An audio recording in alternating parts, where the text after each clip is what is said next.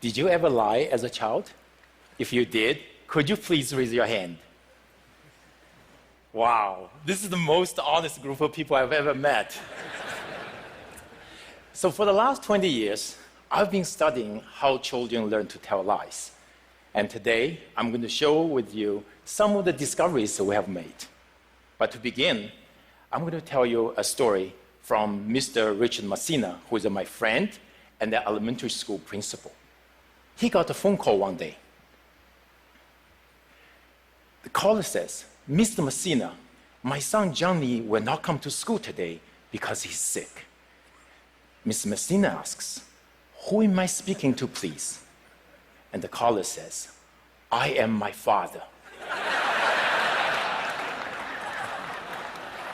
So this story sums up very nicely 3 common beliefs we have about children and lying.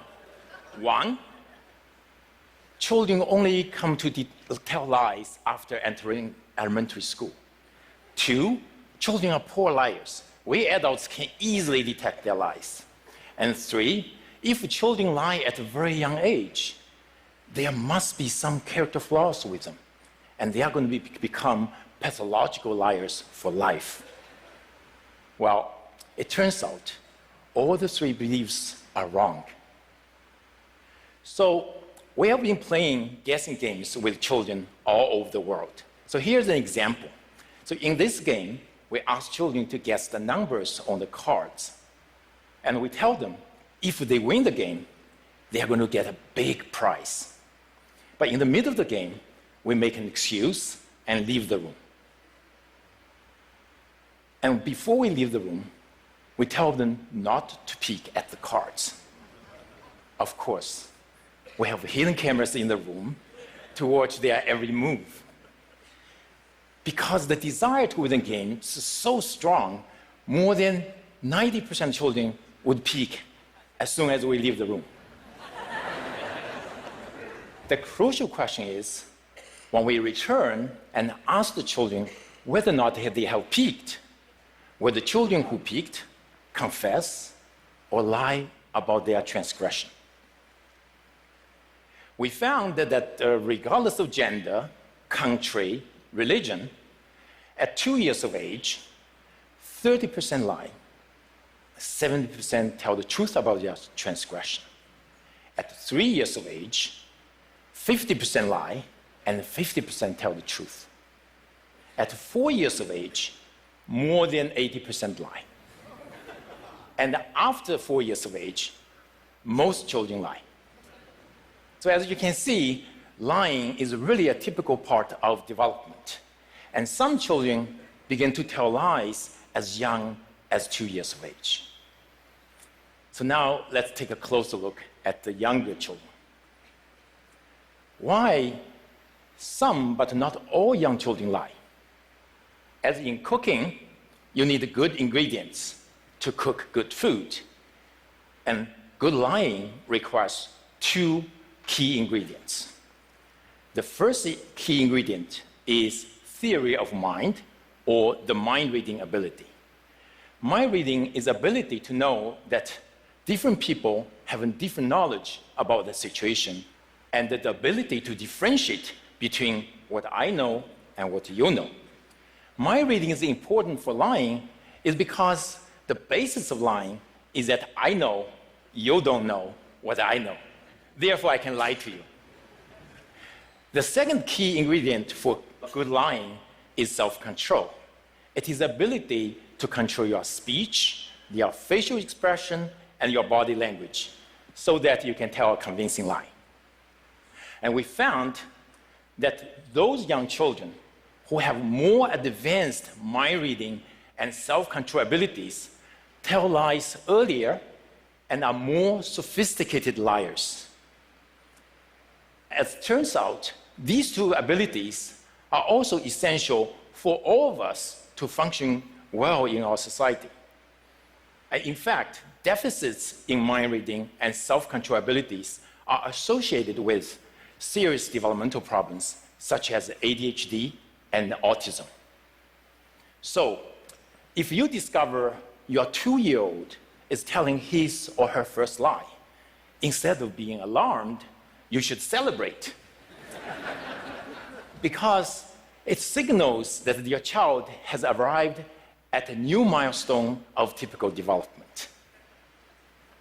Now, are children poor liars? Do you think you can easily detect their lies? Would you like to give it a try? Yes? Okay. So I'm going to show you 2 videos. In the videos, the children are going to respond to a researcher's question, did you peek? So try to tell me which child is lying and which child is telling the truth. So here's child number 1. Are you ready? Did you peek? No. And this is child number 2. Did you peek? No. Okay, if you think child number 1 is lying, please raise your hand.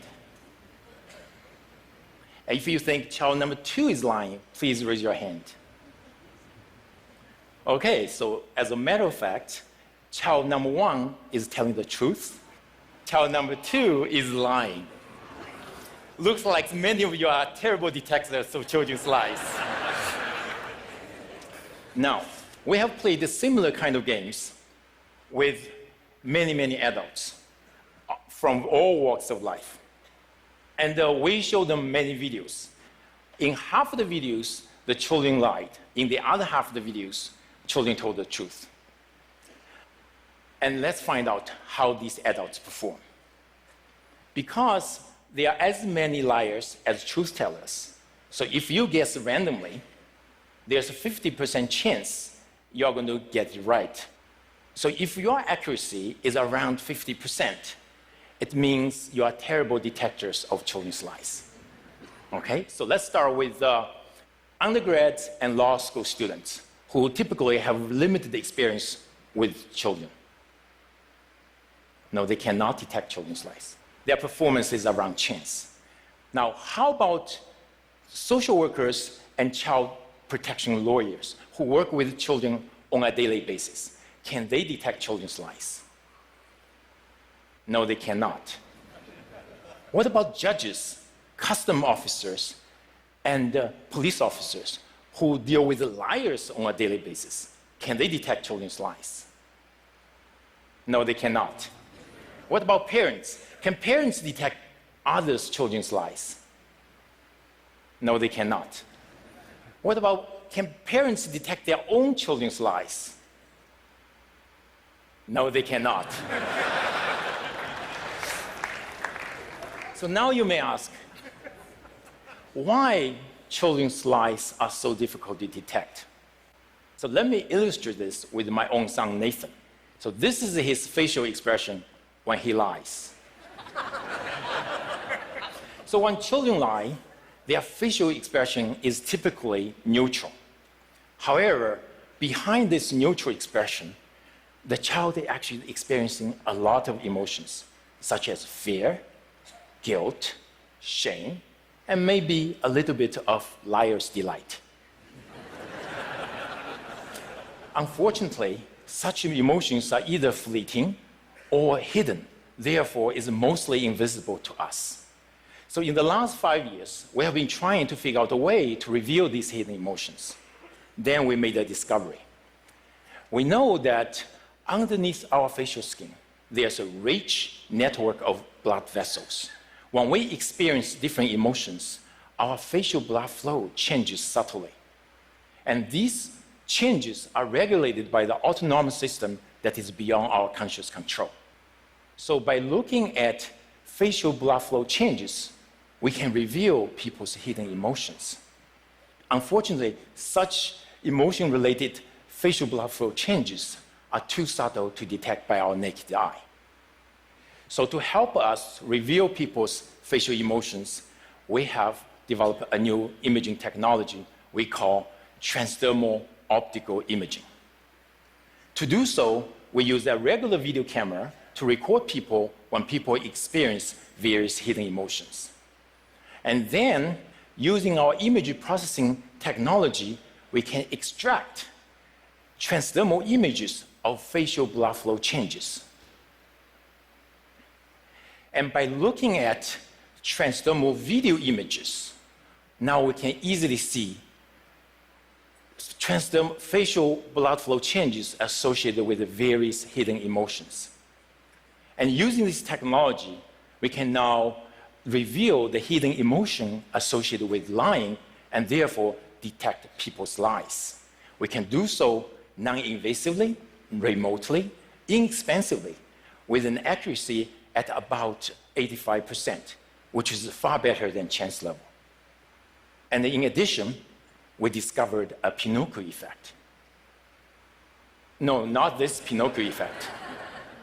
This is the real Pinocchio effect. When people lie, the facial blood flow on the cheeks decreases, and the facial blood flow on the nose increases. Of course, lying is not the only situation that will evoke our hidden emotions. So then we ask ourselves, in addition to detecting lies, how can our technology be used? One application is in education. For example, using this technology, we can help this mathematics teacher to identify the student in his classroom who may experience high anxiety about the topic he's teaching so that he can help him. And also we can use this in healthcare. For example, every day I Skype my parents who live thousands of miles away.